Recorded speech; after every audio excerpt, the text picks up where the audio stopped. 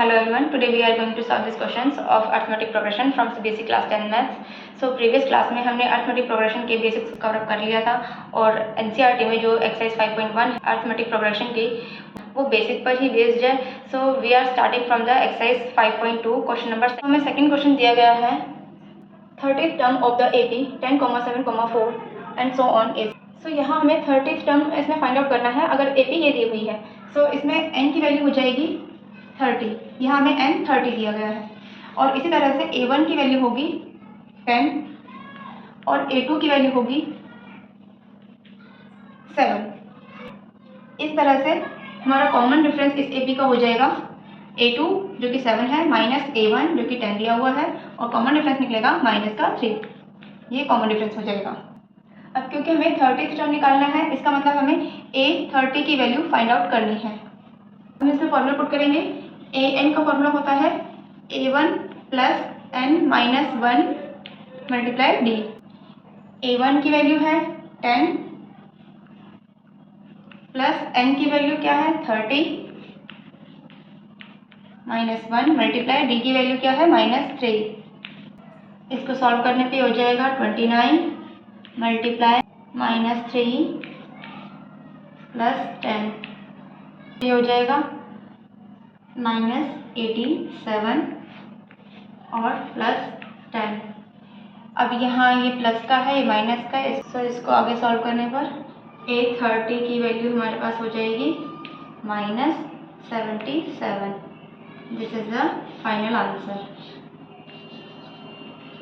इसी तरह से ये फॉर्मूला पुट करके हम इसके आगे क्वेश्चन इजीली सॉल्व कर सकते हैं. So we are moving towards the 7th question. The question is find 31st term of an AP whose 11th term is 38 and 16th term is 73. So हमें 31st term AP का निकालना है जिसका हमें 11th term 38 और 16th term हमें 73 दिया गया है. So हमें इस क्वेश्चन में A11 की वैल्यू दी हुई है 38 और वही A16 की वैल्यू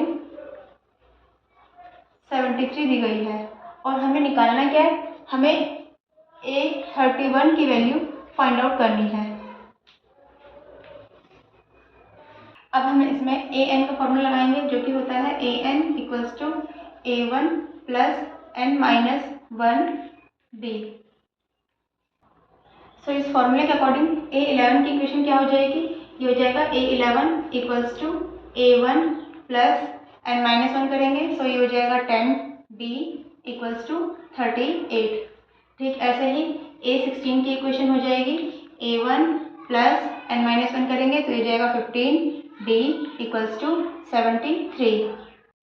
अब इन दोनों इक्वेशन को सॉल्व करने के लिए हम यहाँ पर सब्स्टिट्यूशन या एलिमिनेटिंग मेथड किसी का भी यूज़ कर सकते हैं. हम यहाँ पर एलिमिनेटिंग मेथड का यूज़ करने जा रहे हैं. उसके लिए हम इन दोनों इक्वेशन को माइनस करेंगे तो हो जाएगा. तो यहाँ पर प्लस का a1 और माइनस का a1 ये दोनों कैंसिल आउट हो जाएंगे और प्लस का 10d माइनस का 15d यहाँ पर ये सॉल्व हो चुका जाएगा माइनस का 5d और इन दोनों को सॉल्व करने पर लिया जाएगा माइनस का 35. माइनस से माइनस कैंसिल आउट हो जाएगा तो यहाँ से d की वैल्यू आ जाती है हमारे पास 35 अपॉन में 5 से ये कट के आ जाएगा 7. तो यहाँ से d की वैल्यू जाती है 7. अब हम ये d की वैल्यू इन दोनों में से किसी भी इक्वेशन में पुट करके a की वैल्यू निकाल सकते हैं.